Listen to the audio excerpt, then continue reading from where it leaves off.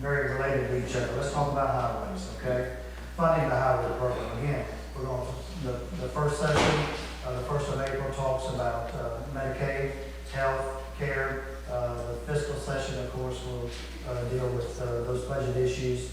And then we get to the 3rd session, okay, and that talks about funding of highways. The state needs $50 million to be eligible, I think, for $200 million of federal funding annually.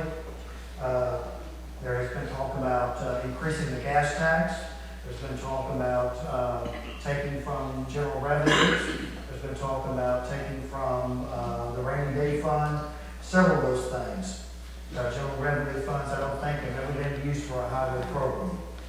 Those things are for public schools, for higher education, those kinds of things. So here's how it's related. Let's say Arkansas work programs does not pass. Okay, I think it's already been mentioned, and we're talking about $100 million deficit in the budget. So where do we go in trying to fund a highway program if indeed that comes to be in the special session? Representative House, I'm going to ask you if you don't mind, please. I'm not going to vote to raise tax. That's given. It's not necessary. We have to cut some other things. If you're going to spend money, you have to cut somewhere else because there's a finite source. Surplus funds, that means unobligated or has been appropriated funds, is going to be, I think, adequate to meet that $50 million need. There's kind of a concept goes on in state government, and the governor always, regardless of party, always underestimates how much money we're going to have to spend, and he always overestimates how much he's going to be obligated to spend. So the end result is you wind up with a surplus laying over here that he can do something with. And that's in both parties, and it's always been true. There's a friction, as there should be, between the legislative and the executive in that the legislature wants to control the money, so does the governor. So I think there's going to be enough money. We earmarked a lot of stuff that looks like we can cut and make that up. The governor's got a plan. I haven't studied it closely, but I feel pretty comfortable we can come up. Now, spending that money, basically it's going to be money coming out of the general revenues, income tax, corporate tax, and that sort of thing. Now, let me use an example. You got a kid, you send him off to college, you give him a prepaid credit card, you say, son, there's enough money on this card, you pay your books and tuition, run the board, have to get a little bit of spending money. So he gets down to the school, a few weeks later you get a call, he says, Daddy, I need some money. Son, what's the problem? Well, we have these trips to the football game, and I joined this fraternity, and of course I needed a new laptop, because all the other guys had Macs and all that, it was some HP, and it just wasn't working. I don't have enough money now for my books and tuition. Well, is that Daddy's fault? No. Well, the highway department is kind of like that son. They've had enough money for a long time to do what they want. The Blue Ribbon Commission brought this up, 8 years ago, 9 years ago, that there's a downward flow, yet they continue to do new construction. And then about 2 years ago, they started shifting over a little bit to more maintenance rather than new construction. So, if we're going to take money out of the general fund, money that we could use for senior centers and schools and taking care of kids and all that other kind of stuff that we're still going to have to take care of, then I think most of us, at least on the House side, want some accountability. Now, under the Constitution, basically it says you give the highway department money and you let them worry about how, where, and when to spend it. Well, we're not going to just reach in our pockets and pull out some money and hand it to the highway department and say, y'all can just go ahead and do what you want to, son. You need to go to the football games that we know.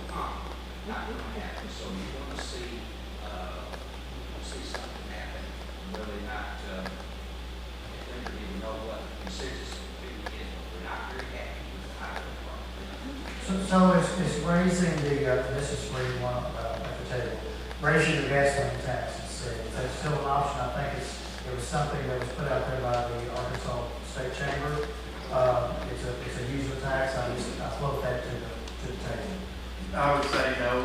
to that. It's not an option for me anyways, because I believe that there are other solutions in order to fund our highway program.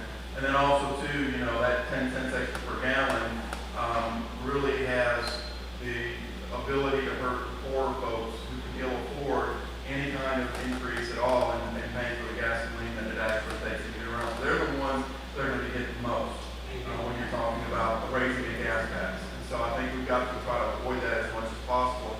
You know, they've done some great work as far as solutions. One of the things, you know, about taking general revenue was the plan was is not just to take it all at once, but once general revenue reaches a certain criteria, when it starts to go over that, then you start to pull a percentage off in order to actually fund things. Right now, Arkansas is one of the few states that's maybe the only state that uses no general revenue at all to fund its roads. Right now, about 60% of our money that we use for our roads comes from federal dollars, so the 40% is from our gas tax. And so again, we're in a position of where you know, we're having to rely on the federal government in order to fund things that we really should be doing with the state. To me, common sense says, you know, if you go buy a car battery or if you go buy tires, then that sales tax really should be used to go and help on the roads, but we don't do that. Again, it goes into the general revenue. I mean, why not at least start at that point where things that you use for your car, like tires, batteries, etc., to actually be put into the road fund to help maintain our roads.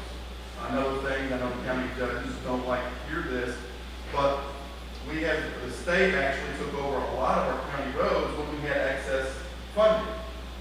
Years ago, it must have been probably 30, 40 years ago, the state of Arkansas would have actually had a lot more money coming in and probably more money than what they knew to do it. And so they started to take on these county roads in order to make sure that we kept all this federal funds coming in. Well, now that we have a shortfall in state funds, why not take a look at giving back some of these county roads back to the cities? I'll give you an example. I think it's Highway 10, Cantrell Road that goes through Little Rock. That's a state road. The state is the one that's supposed to cost to maintain it instead of either the city of Little Rock or Clackamas County. And so we're spending state dollars that should be used for what I consider actually state roads. You know, Little Rock is getting it to maintain, you know, their roads there because they're state roads. So again, I think that makes sense. You know, again, you don't do it all once, but you can do it over several years so that the transition is smooth and the counties can actually account for that. I got a quick comment on that for sure. And number one, how many of you out there think roads are important? I do want you to raise your hand. Do you think roads are important? Roads are vital, and when roads are, development occurs, economic development happens, jobs occur. And so I want us to have good roads. One thing that I think most of these members, I'm not sure about Rick, but I think most of the other members here, maybe not Steve, I got an invitation to join the Arkansas Highway 89 Corridor Coalition. If you haven't seen that letter, you're going to get it. The Northern Belt, what there was once in planning, through Metro Plan for northern Pulaski County to carry traffic out that way back to connect to I-40 has been done away with. That is not feasible anymore apparently for the Metro Plan. So they are talking about bringing Arkansas Highway 89 from the Camp Robinson area all the way through Mayflower, leading on out, and in my letter it specifically said all the way out through to the Lolly Bottom Road, up through connecting to Highway 60. We all know here in Conway that we have talked about a western loop for many, many years. That's been a part of the strategic plan for Conway to have a western loop. When I saw that, I said, you betcha, I'll join and be a part of your group as you discuss that, because not only would that be a godsend for that area, which has been a strategic plan, but it also would be a godsend for Mayflower, Arkansas, who's talked to them many, many times about needing development. That would be a huge development opportunity for his district if they want it. So you've got to have good roads. You've got to do something with it. David, amen to everything he said about most people think that the taxes you pay on those tires and batteries and things would go to the roads because that's the cars are on the roads. It does not happen. It should be critical that we redirect that funding where she goes. But I will tell you, I don't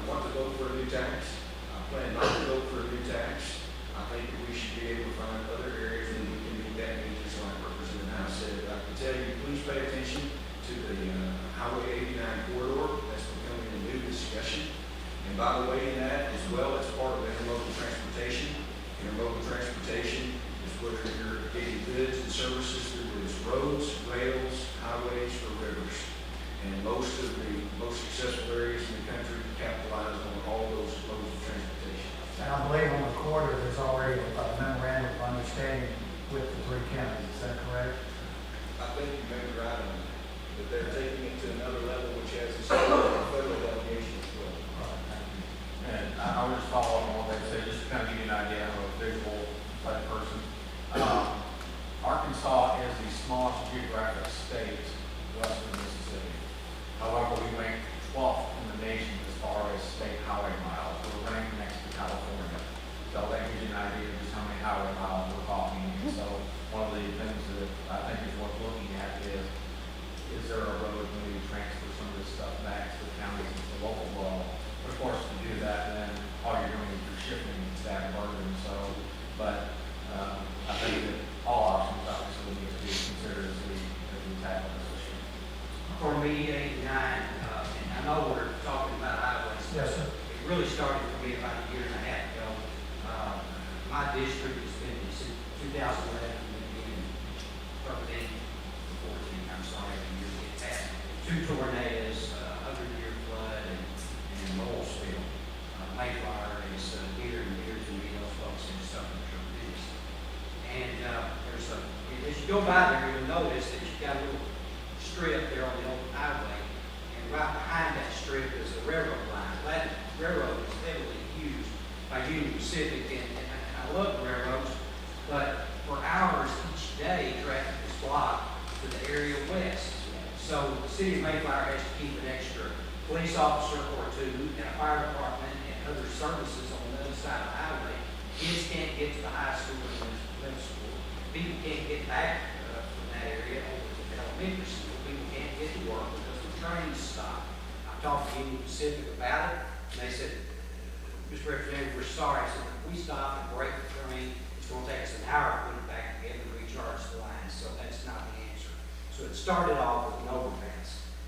But all that area west of Mayflower, which runs out into the Conway Airport, is prime for development. And if you wait too long to develop some property, it deteriorates. You've got build up all around it that begins to deteriorate after 20 years, then all this prime land. In other words, you're not going to build a new house next to an older neighborhood. So that area needs to be developed. Take it on west, 89 ends at the county line. It's about 3 or 4 mile passage of land, and then you get Highway 107 and State Maintenance Highway 89 begins again, runs all the way to Cabot. So you're talking about basically widening 89 and improving that strip to connect both ends of 89 with each other in the middle. A few people are against it over in my district, mainly those who don't want people coming through. Right now, the traffic flow is 3,000 on 89. They predict in 5 years it will be 5,000, and that's all predictions I've heard. So the highways are being used. North Belt is dead. I worked extensively on that back in the early 2000s. It's up to about $750 million. That's not going to happen across Camp Robinson. So we're going for it. They've got it in planning. Metro Plan likes it. Highway Department likes it. So we're real encouraged. Maybe over the next 3 to 5 years we'll see that done. All right, thank you. Last comment on highways, anyone? Yeah, I don't know if there's anybody here from Greenbrier, but I represent Greenbrier. I'm sure most of you probably drive through Greenbrier. If you've ever tried to drive through Greenbrier up 65 to the lake on a holiday, you're sitting up there for quite a while. I have a study being done on how to resolve that issue. They have installed new traffic lights up there that talk to each other to try to help that a little bit. But just like with Bologna, where they looked at a bypass